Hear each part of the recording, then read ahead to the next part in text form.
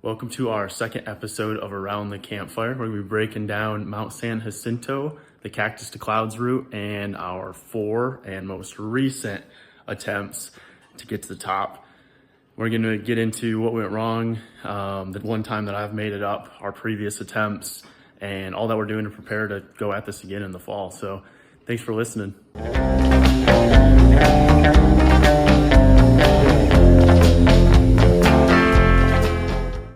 So here we are again, the bane of our existence, Mount San Jacinto, Cactus-to-Clouds. For whatever reason, this hike owns us. We've had 3 attempts together. I've had 1 attempt solo that I made it, but our 3 Cactus-to-Clouds to Cactus routes have all hit their different hurdles. Yeah, everyone unsuccessful, all for a different reason. Completely different environments and challenges we had to face, but unfortunately unsuccessful. So I want to hop into a little trail description and get everyone kind of caught up to what they're going to be experiencing on trail and what we're going to be explaining our stories of over a period of time. Yeah, Cactus-to-Clouds is the route going from downtown Palm Springs, just above sea level, to the top of Mount San Jacinto, which is the high point in that mountain range, at just shy of 11,000 feet.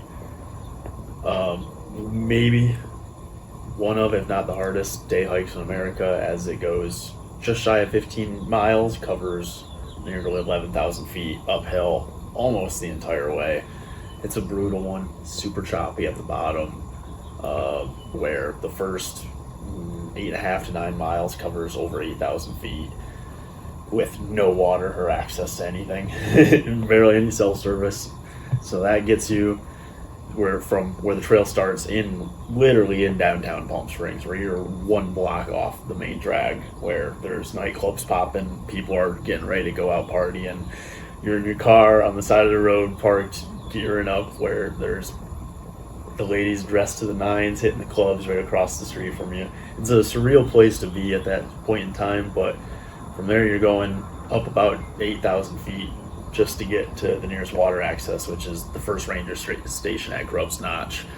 From there it levels out, but it's not any easier because you're now at 9,000 feet elevation almost, and you have about 6 miles or so to get to the summit, where you're still covering about 2,500 feet. So much better, much cooler environment. I mean, you're starting at the bottom in the hot desert temps, trying to make it to the summit 10,500 feet higher up, where temperature drops anywhere from 3 to 5 degrees for every 1,000 feet you go up. So there's a huge range and variation in climates there, and it's where it gets the name Cactus-to-Clouds. I mean, you're literally hiking from bottom desert cactus to you get up to Grubbs, and now you're in the pine forest before you break the tree line or eventually making it to the summit. Yeah, absolutely. It's just an unreal trail, and it starts. How close is it to sea level? I think downtown 280. I think it's about 280. About 280 feet, and the summit of the peak is just over 10,000. 10.8. Yeah, that's what I was gonna say. And it's just an absolute beast of a trail that climbs out of there. And we've tried it, 3 times. You attempted it a 4th.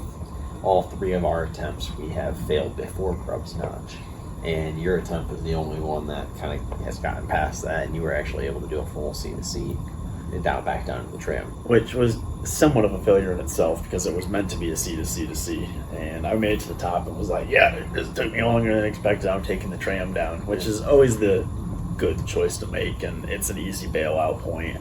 A little bit of a logistic pain where I had to buy an Uber from the bottom of the tram station back down to my car in Palm Springs, which nobody wants to go pick you up there, so that was a little bit of a hassle.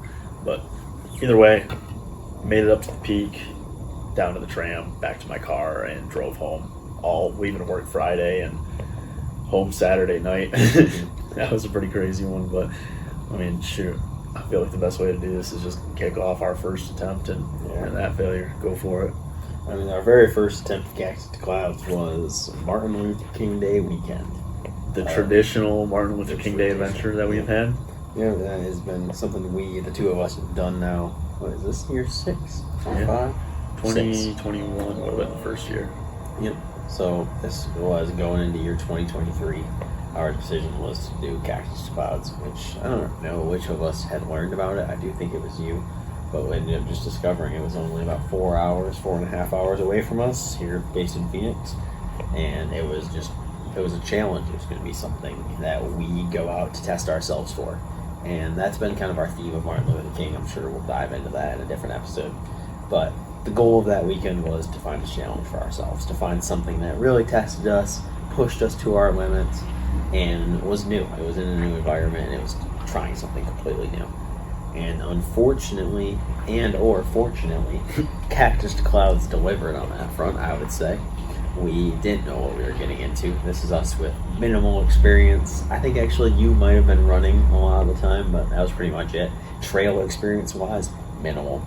We had we completed a Cactus-to-Cloud, or we had completed a rim to rim to rim. Yeah, this was right after rim to rim. So it was coming up 5 months after rim to rim. 5 months after. So, and that was basically our getting thrown in the deep end of long distance hiking. We decided that was enough for us to try to do Cactus-to-Clouds, which is basically the same elevation gain with 20 less miles. Yep. But all that elevation gain is in one shot instead of broken up between two different descents in a sense. Yeah. So it was all straight through, one straight up descent, one ascent, one descent. Cactus-to-Clouds back down to Cactus was our plan. We did that Martin Luther King weekend of 2023, and we made it quite far, actually. I would say, in all honesty, we made it impressively far given the conditions. Us in our naive minds didn't really factor in elevation and how much that meant given the winter conditions, and how much snow we would have encountered. Now, so we were thinking that the trail was relatively clear up until about a few weeks before then, and it wasn't. We just didn't pay enough attention to the current weather leading up to it the week or two before, and they got hit with a really bad snowstorm. So the entire trail from 6,000 feet on now had snow, and the top had a lot of snow. Yep. So I think we hit snow at about the 6,000 or so foot mark, maybe even before that. We started getting a little bit, and that should have been our sign that it's about to get nasty quick. But we kept pushing. We pushed for quite a long time, actually. I don't know how many more feet and miles we went past that, but we were to the point where it was wading through waist-deep snow. No trail. Just going from pretty much boulder to boulder in an incredibly dangerous area. Yeah, where it's mountain wall on this side, mountain drop on this side. You don't know where the trail is. You don't know where the trail is. It's not a good spot to be. And there were certain drifts, too, that, because there were certain points where we're just basically jumping off rocks. Yep. Hitting snowbanks that are deeper than we are tall. Mm-hmm. And it was just not a good place to be. And that was just a funny moment of I was adjusting something in my pack or grabbing a snack or something, and I dropped a rolled up pair of socks. And we watched it just roll 1,000, 2,000 feet, just kept going into the abyss. Down. Snowbank after snowbank, and it was just hard packed, pretty much like a sheet of ice going down. Probably pushed much further than we needed to on that one. Learned a lot from it. Should have. Yeah. Oh yeah. I always look back at that as those were the dumbest mistakes that we've ever made on trail, was pushing way further than we should have. It was fun. Yeah. Did it all work out? Yeah. But we got lucky on that one. We were feet away from potential, nightmare scenarios out there where things could have went south really quick when you're that deep in the mountains. I mean, we had the one point where after we decided to turn around and start coming back down, we had no trail. We had lost our footpath that we made on the way up. And we were standing on top of a boulder that was probably a 15-foot drop, and we were just like, we know how deep the snow is below.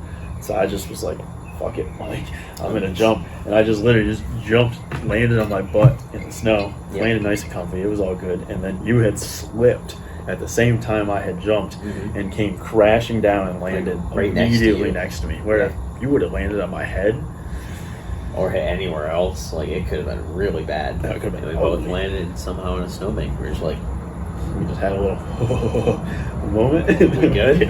Yeah, we're all right. We need to get off this damn mountain.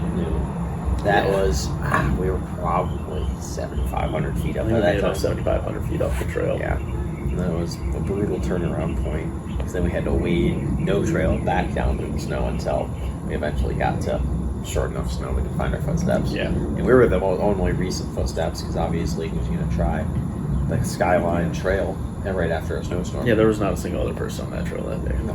So that was our first failed attempt. Yeah.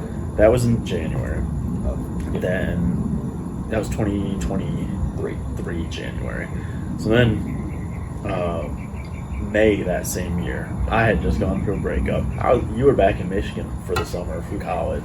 I was feeling a little risky and decided, fuck it, I'm going to go for it. So on like a 3-day notice, I decided to go out there. So I took off from work Friday at 4 p.m. I drove 4.5 hours to Palm Springs to get there at 8:30. Emphasis on you worked a full day. You woke up Friday morning. Yeah, probably 6 a.m. Friday. Worked a full day. Yeah, okay. Yeah. Got there at 8:30. I'm packing up my stuff along the downtown Palm Springs stretch. Started at about 9 o'clock. My plane was Cactus-to-Clouds to Cactus again. Made it up to Grub's Notch, about 7 hours. I was cruising.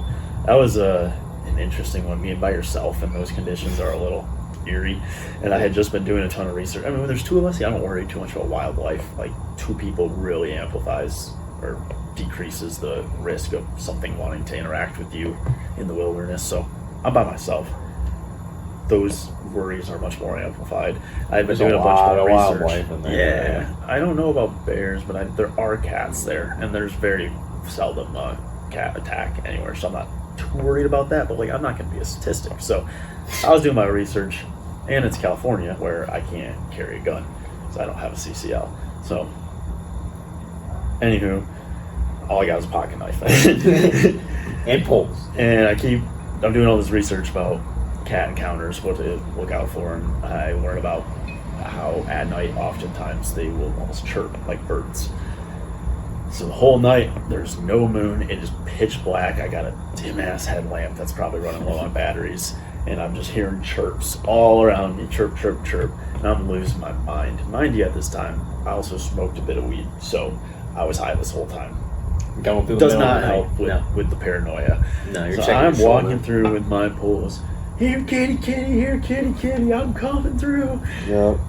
It was creepy, and definitely see a bunch of eyes like when you lift your head up off in the distance looking at you. And there you have no idea if it's a raccoon or a skunk or a deer. I mean, look that. I mean, some things, depending on how close they are, you can kind of tell from the shape of the eyes and how close or maybe far away they are. But some things that are too far away, it's really hard to tell. So I'm just tripping out. It's also never fun because wild animals are always moving. So you'll look up, it's the middle of the night, you look back down for 10 steps, look up, and I think it's gone. Yeah. You have no idea how they look. Unless it's looking at you, you don't see it. Nope. Because you don't see the reflection in the eyes. Yep. It took me about 7 hours, 6.5 hours to get up to Grub's Notch. I was moving, but I took a long break once I got up there, which is probably at that point 3:45 a.m. Signed in at the ranger station. Took a long break there, filled up my water, ate a bunch of food. I was probably just chilling for 30-45 minutes. I also wasn't in a rush. Carrying on, and I just trudged slowly all the way up. So from there you have roughly 4 miles until you hit Wellman's Divide, and then that's where you make the final turn up towards the summit. There's like one big switchback, and then you do a couple little mini switchbacks to get up to the peak. And when I'm along that long big switchback is when there's snow.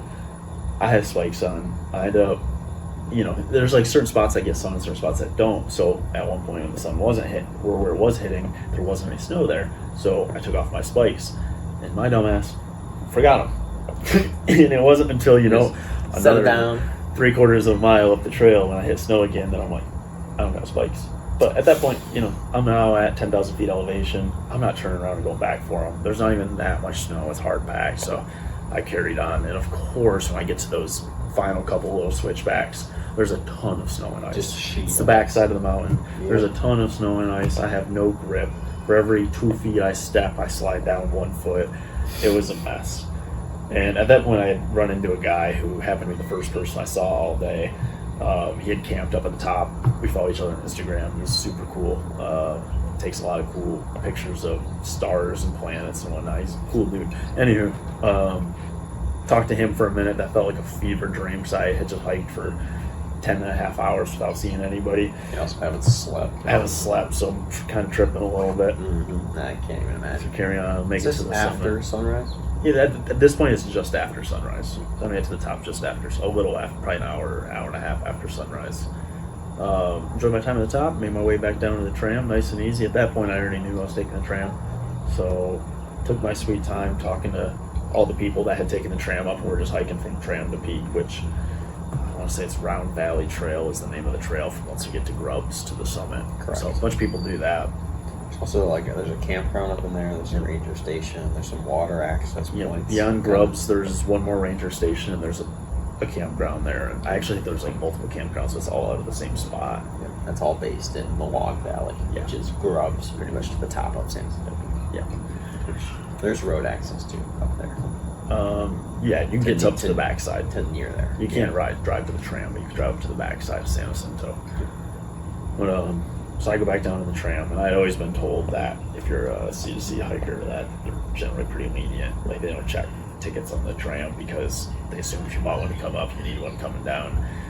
And I didn't. And fortunately, the lady was very rude to me about it.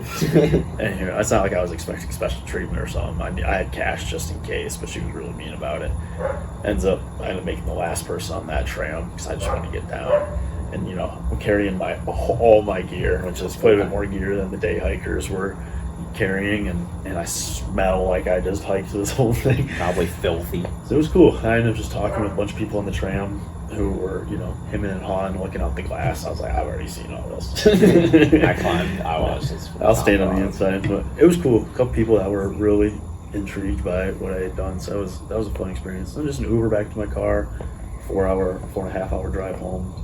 And then I slept for like 13 hours once I got home. But that was the only time. When did you get home?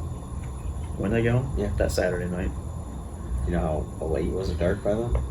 It was probably just about getting dark. Because I think I finished when I got back to my car, maybe 2 o'clock-ish. Pretty good. Yeah. Thanks. So yeah, that was first successful attempt, and we've had 2 since then. Yeah. 2 more. Which I guess first, the next bail was my turn, and then the last bail was yours. So I guess I'll tell this one that we. When was this? This was last year. It was last year. It was May of, right? Correct. Last May. Yeah. We decided to go for it again, another last minute trip, and a couple days leading up to it, I was feeling a little pain up in here, whatever. We had gone to PABS, which is a gym that we work out at, actually just down the road from us. It's this super cool outdoor gym, and I think we had gone there a couple times during that week leading up to it. We were like, my chest feels just kind of like a little bit tight. Like, I'll be working on stretching it out, and obviously like making sure it's nothing internal leading up to that. But then we got closer and closer to the weekend, and we were going to go for it, and kind of take it away from there. Yeah, I mean, I think it was like the day before. I was like, I don't want to sound like a bitch, but like my chest kind of hurts, and then just giving me a lot of anxiety about this. Like, it was running through my head. Like, am I about to have a heart attack? Yeah, like, is my heart going to clench up? Is something going to happen? You're about to go do one of the most strenuous things you can possibly do. And I was just kept chalking it up as like, it's just anxiety, whatever. But day of, then we're driving out there, and I'm just like, hey, I'm letting you know, like, my chest is really tight. And it was like, I mean, I was worried about a heart attack. Like, that was the one thing running through my mind. So we started. There's a lot of myths going around at the time too, regarding the COVID-19 vaccine and everything like that, and there were people having heart issues. Yeah. So like at the time I was more worried about it. But like going into that, I was kind of overthinking everything regarding that with you, and like knowing things that happen to professional athletes, and being like, I don't. Hiking 10,000 feet and sitting at 175 beats per minute is maybe not the best thing. Yeah, so we started. We gave it a shot anyways. And within a mile going up, when I was really starting to breathe heavy, I could feel it in my chest. I mean, it feels weird to say chest pain, but it was chest pain. No, it was during that time. It was entirely chest pain. So I just remember, I was like, I don't think it's a good idea. We were a good sport about it. We decided to turn around, so we made it a mile, 900 feet to the picnic tables, had a snack, decided to head back down. We bailed. So that was a really disappointing one. Turned out, a couple days later, it finally settled into me that I literally just hurt my back a little bit, tweaked my back lifting that week before, and a couple days later I was fine. So that was a bit of a disappointment. There was nothing wrong with my chest, it was my back. Yeah, but it was good to figure that out, obviously. what we end up learning from the A lot fourth of, one. a lot of driving to bail. Yeah. Well, And what our we most end up recent learning. one. Yeah, that was a fun one. So this was, again, we set the plan probably, honestly, not that far in advance, like 2 weeks in advance, 3 weeks in advance. This one might have been a little further out. We might have had a monthly plan. Maybe. If we were lucky. We kind of had the idea of doing it. We were watching the weather window. But yeah, so we had a pretty good weather window, and we decided to go decided to go out Saturday this May and kind of just go for it. We were going to do our successful third try of the two of us going to do rim to rim to rim. And everything was honestly looking really good. We got there. Well, we were planning on getting there around between 8 and 9, starting about that same time. Yeah, obviously packed up in the parking lot down at the bottom near the public library. And, the art museum. I always think it's the public library. It's the art museum. But get up kind of right along that strip. And then we were going to get started by 9 was the plan. We also had one of our friends we call him Coach Arnie, also at that gym, Paps. He was doing it that same day. Well, he was doing it Friday night, Friday afternoon into Saturday. And you had been texting him kind of on the drive over, actually at the time we left, so 4 hours prior to 9 p.m. In May. And we hadn't heard from him up until we were getting to the trailhead. And we got closer to the trailhead, kind of looked up, and saw there was 2 lights coming down. And I think I almost bet that's Arnie. Like, you haven't heard from him, he would have texted you back probably at this point to let he would have let people know that he had successfully completed it. So we parked, and you went walking straight over there, and I kind of started packing up the car. And I was getting a little frustrated because it seemed like my pack was wet, and I was having like a little leak with my bladder or something like that. But aside from a little frustrations, I was like, I think it was just the way it was sealed and like the way my bladder was tied into itself. So just sealed up the bag, and then you went over to see Coach Arnie. Yeah, and it turned out that was Coach Arnie.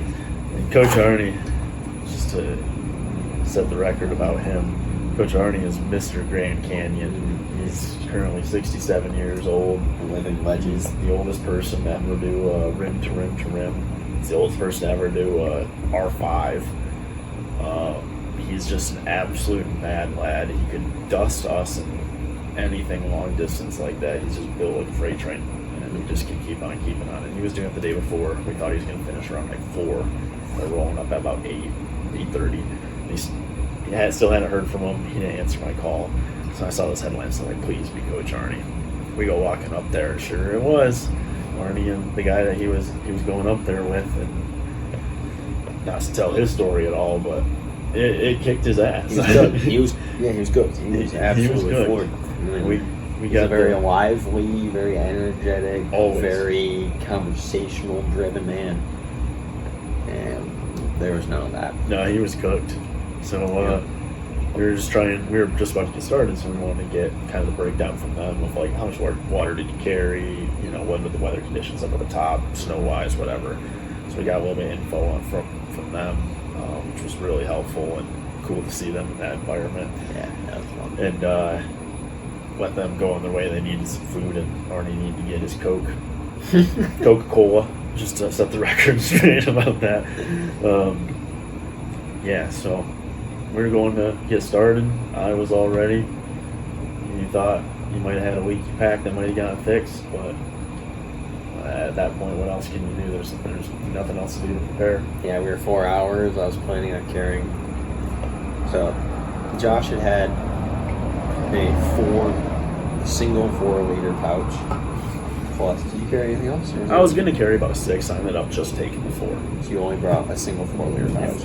I had 2 2-liter pouches plus 2 20-ounce pouches, which is 2/3 of another liter. So we both around 4.5 liters of water. And yeah, I ended up, unfortunately, my second bladder ended up leaking kind of on the way up. But yeah, the start of our hike was kind of really successful. Oh, we were cruising. We were cruising very well. One of the things I completely forgot is how choppy the first mile of that trail is. We kind of mentioned it in our first time going up, but it is a brutal mile from the parking lot to the picnic tables. It's about 900 feet, and it's it's not horrible. Like, you're not ascending super quickly, but the trail is extremely choppy. The rock is loose. There's a ton of like dirt and sand mixed on top of everything. All back and forth. It's all back and forth, and you're like stepping in these like little slots almost between big rocks. steps. I mean, it is also like it's like 1,000-foot first mile. Actually, it's about exactly 1,000 feet first mile. Yeah, and then you got about 800 feet second mile, and that's about what you're going to average from there on out. Yeah, up until you get to Grubs.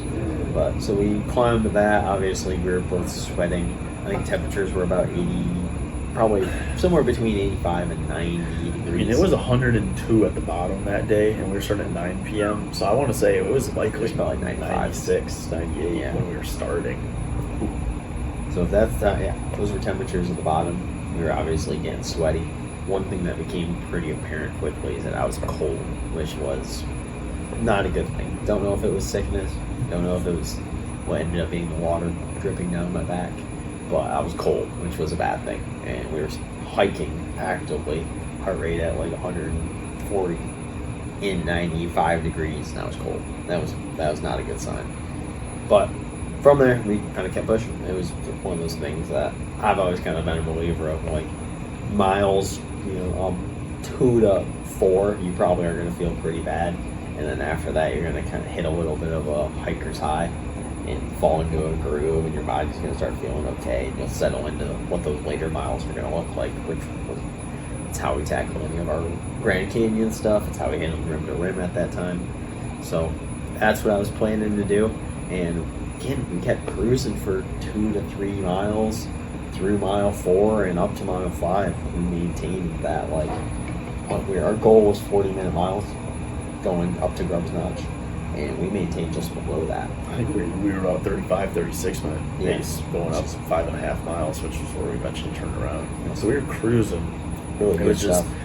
yeah, I mean, it was probably about the 2,000 foot mark. I have this weird thing going on my left shoulder where when I'm carrying weight, my left shoulder seems to lock up. And at about the 2 mile mark, I was like, I don't want to be a bitch, but my shoulder's locking up, and I gotta address this now. This is gonna be a long night ahead of us. And that was when you were like, we stopped for a little break there, and you were like, I'm not cold. It's still 90 degrees where we're at here. That's not good. All we've done is it's going to get much colder as the night rolls in and as we continue going up elevation. Correct. So we were going about 1,000 feet, and then we'd take a little breather, make up to the 3,000 foot mark, and you would say again, like, I'm a little cold. Well, let's carry on. My shoulder pain kind of went away. I had layers, so I wasn't incredibly well. You had your going base layers, but your windbreaker was wet. Yeah, I don't think I realized that at that point. Okay. I think it was around 3,000. Yeah, we had taken a break, and I was like, man, I'm starting to get kind of cold, and I'm sweaty, which isn't a great thing. But I had a full set of base layers plus a windbreaker, and I think we made it to mile 4, about mile 4. 38 to 4,000 feet into it, and I went to go take out my windbreaker to put it on, and I had layered my pack in a way that was like windbreaker on the bottom, food in the middle, and then my base layers on top, just to kind of like hold my food in the center of my back, centralize my weight. And well, that ended up being that when my bladder was dripping, and unintentionally, the entire bottom half of my bag got soaked, which was my windbreaker. Your warmest layer was soaked. Yep. Your back was soaked. Your butt was soaked. And it was dripping down your legs. So I put on my long sleeve base layer, and we kept. It's like, still like 85 degrees at that point. This is. I'm dripping sweat. Josh is sweating. I'm wearing a thermal base layer, and we were at about 4,000 feet at that point, and we pressed down about another mile and a half before. We didn't make the same mistake as we made the first time, which was pressing on way further. And you kind of set the notice or the realization of like, I'm approaching half my water. If we're going to have to make the commitment of either go to Grubbs and get more water, or turn around and get more water at the car. Mm-hmm. And unfortunately, I made the decision to turn around. It's always a smart decision. It is always a smart decision, and like. One of the things was really nice to get a lot of encouragement online after our recent social media post. It was kind of a bummer because our Our little Kaibab page had 50 followers, and then we made one reel about Cactus-to-Clouds, and it blew up to almost 1,000. Yeah, it was huge. And we had Oh. 500 comments, mostly encouraging about this, so it kind of felt like we had people that were like counting on us. And there was quite a few people that were commenting that they were going out to do it the same day or we same ended up night. seeing those people on Yeah, the we trail passed 3 after we different turned people. around. Shout out my boy Big John Hikes. Big John Hikes, dude, an absolute legend. He's so friendly. At like, what, 2 a.m. or something like Yeah, that? he was Middle of the started night on in his- California, and guess what? You meet a homie. That's Yeah, cool. that's cool. That's cool.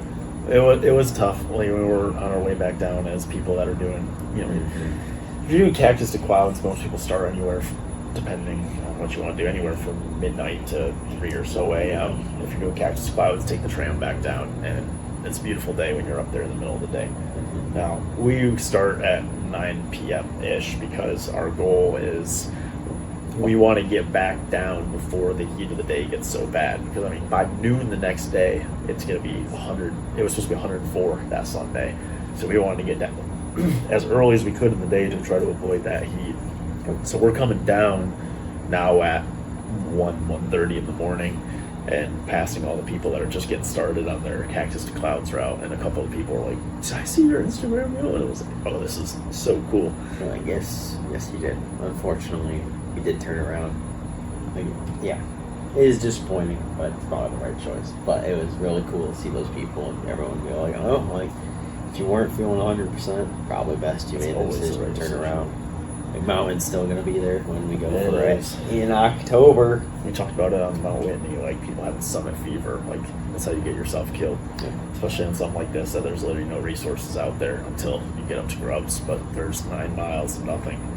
But you have to push and push and push, and if you hit a pickle, that's it. You have to get yourself out of there.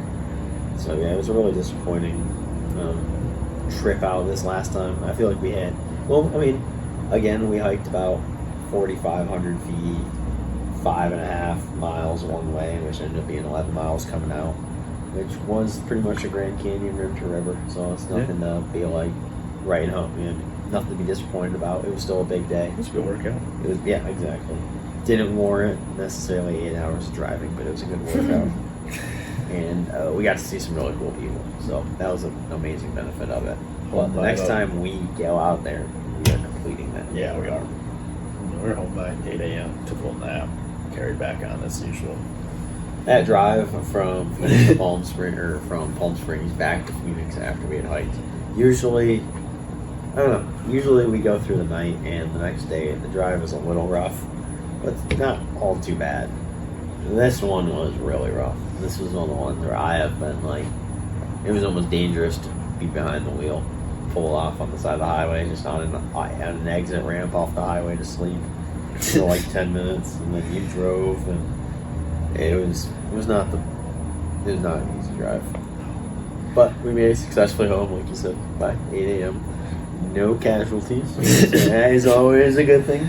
I mean, the thing is, we failed 3 times with this, but like, we always take a lot from it. Like, I feel like I know that mountain, I know what it takes and goes into it. So when we prepare for this, likely gonna go for it in October this year, finally freaking knock it off the list. Like, we have a good plan. Like, we'll continue again, starting at, I think 9 o'clock is the best time to start. And depending on obviously the weather in the spring and the weather in the fall, like usually mid to late May and like early to mid October are probably the best times of the year to go for it, because I mean, especially if you're doing it at the times that we're doing it, where you're avoiding the heat at the bottom and enjoying the peak of the day temperatures up at the top, like that's probably the most ideal time to do it.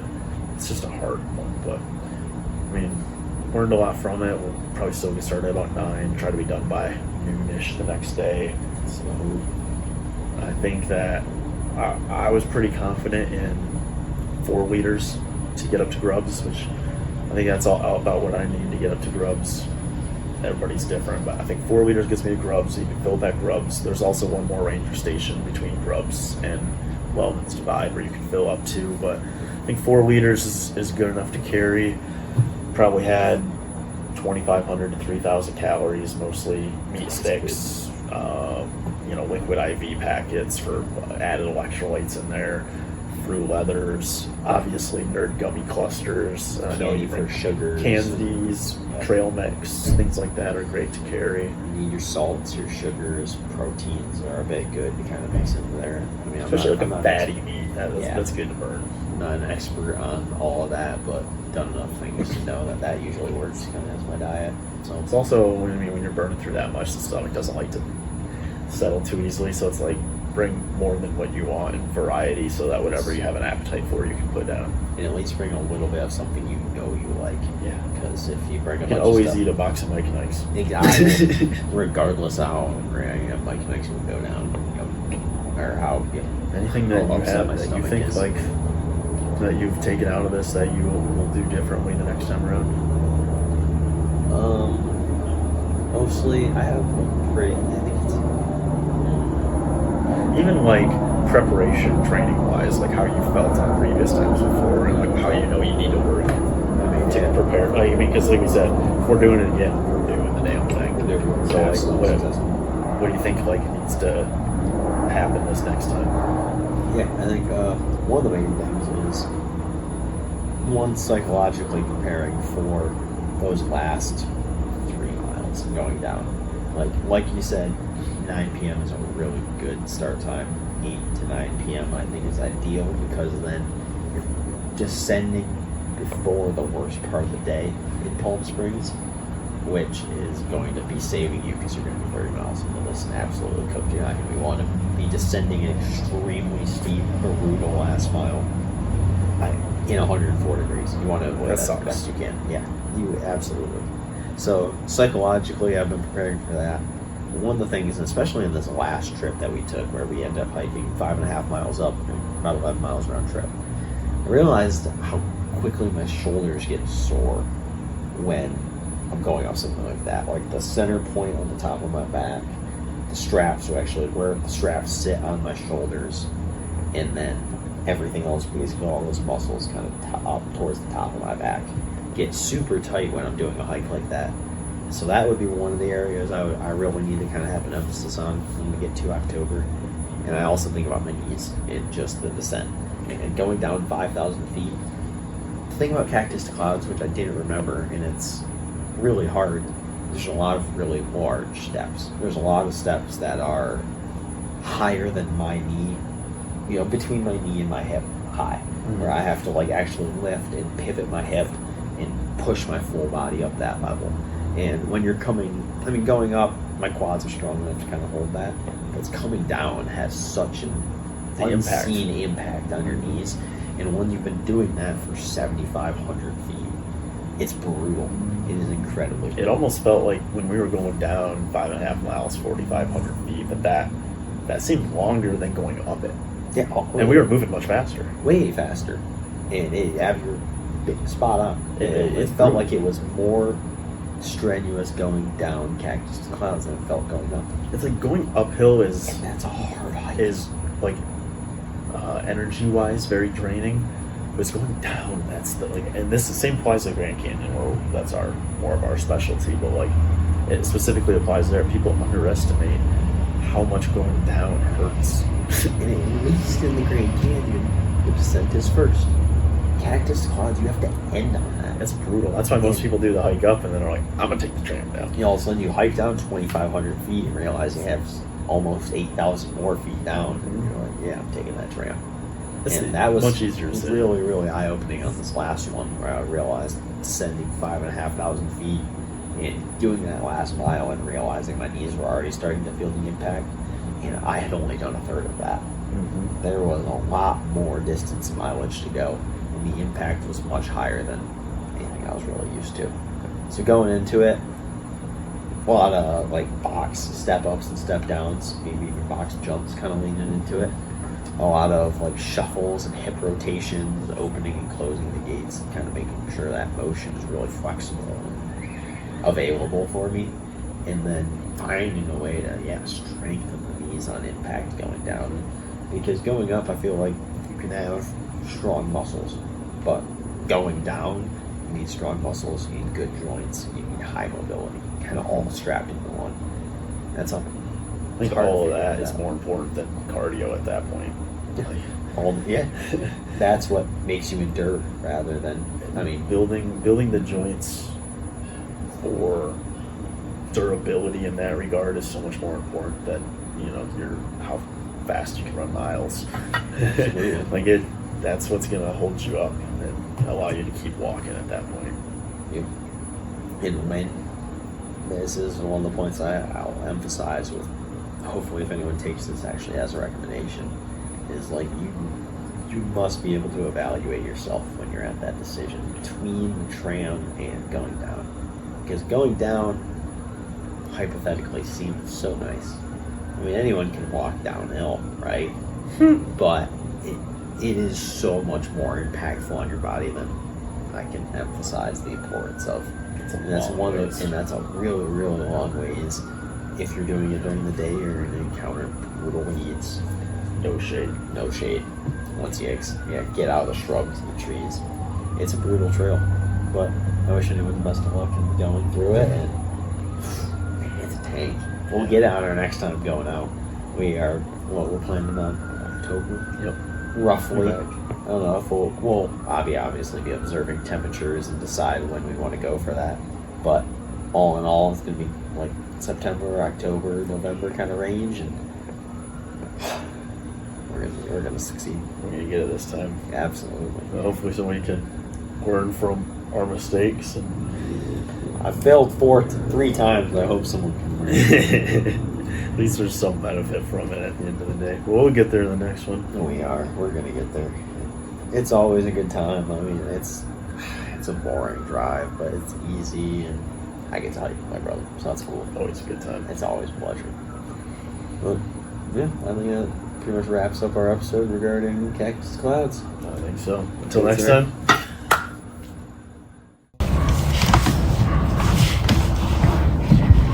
Did anyone stick around for that whole video? Well, if you did, thank you so much. Honestly, your support means the world to me and my brothers here at Kaibab Outdoors. Without you guys, a young channel like us wouldn't be able to do anything. So just to be fair, I love you. And I wouldn't be a very good YouTuber if I didn't do the grimy stuff at the end. So please like, subscribe, comment if you got something to say to us, if you have recommendations for how we can improve or different top conversations to talk about. All that stuff would be appreciated. So have a good rest of your day. Thank you so much and take care.